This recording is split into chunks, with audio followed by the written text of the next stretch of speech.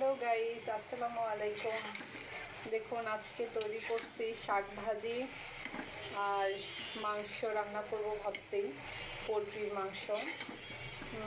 আসলে ব্যাচেলার লাইফে যা হয় আর কি, 2 দিন খেলে তো একদিন খাওয়া হয় না, ব্যাপারটা এরকম হয়ে গেছে। তাই ভাবলাম অনেক দিন শাক খাওয়া হয় না, তাই আজকে একটু শাক ভাজি করি। আপনারা যারা আছেন আমার মতো শর্টকাট রান্না করতে চান, তারা এইভাবে শাক ভাজি করে খেয়ে দেখতে পারেন। মাশাআল্লাহ অনেক মজা হয় এইভাবে শাক ভাজি করলে। আমি কিছুই করি না, এখানে শাকটাকে ভালো করে ক্লিন করে এর মধ্যে একটু রসুন কুচি, মরিচ কুচি আর রসুন কুচি দিয়ে এটাকে ভালো করে সিদ্ধ হতে দিয়েছি। মাশাআল্লাহ অনেকটা সিদ্ধ হয়ে গেছে কাছাকাছি। পানিটা শুকায় আসলে আমি শাকটা নামাই রাখবো। দেখতে থাকুন গাইস, পুরো ভিডিওটা দেখবেন, ভিডিওটি না টেনে ভাল লাগবে আশা করি। আর এভাবে রান্না করে খাবেন, দেখবেন অনেক মজা। এই তো শাকটা নামিয়ে রেখেছি, এখন কড়াইটা বসাই দিয়েছি সুন্দর করে, একটু তেল দিয়ে তেলটা গরম করে দিব। আপনারা অনেক সময় অনেকেই অভিযোগ করেন যে সবুজ শাক রান্না করতে গেলে সেটার কালারটা অন্যরকম হয়ে যায়। তো আমি আপনাদের পরামর্শ দিব, যখন আপনারা শাক রান্না করবেন কাইন্ডলি সেটাকে ঢেকে দেবেন না, ঢেকে দিলে শাকের কালারটা চেঞ্জ হয়ে যায়। না ঢেকে দিয়ে এভাবে খোলামেলাভাবে রান্না করবেন, ভাল লাগবে। এখন কড়াইতে পরিমাণ মতো তেল দিয়ে দিচ্ছি, বেশি তেল দেওয়ার দরকার নেই, অল্প একটু করে তেল দিয়ে দিবেন।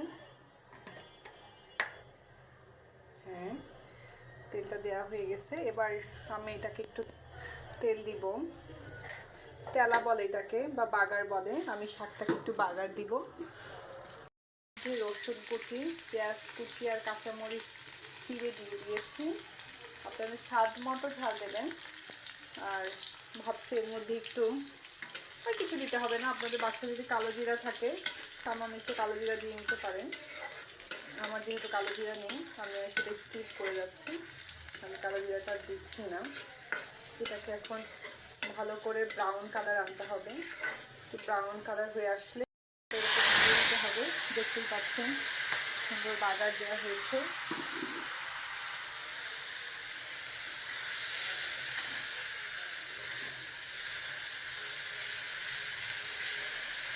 মাশাআল্লাহ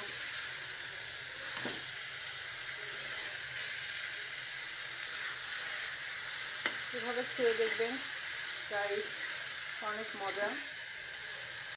গাইস আমার শাক ভাজির লাস্ট স্টেপ, একটু নাড়াচাড়া করে আমি গ্যাসটা অফ করে দিয়েছি। তারপরে স্বাদ মতো লবণ দিয়ে নেবেন নিজেদের মতো করে। আমি এটাকে সুন্দর করে একটু ধনিয়া পাতাও দিয়েছি এর মধ্যে গাইস, আপনারা চাইলে একটু ধনিয়া পাতাও দিয়ে নিতে পারেন। আলহামদুলিল্লাহ অনেক ভালো লাগবে খেতে। থ্যাংক ইউ গাইস, আমার চ্যানেলটি সাবস্ক্রাইব করে আমার পাশে থাকবেন, বেল আইকনটি বাজিয়ে দিবেন। Thank you.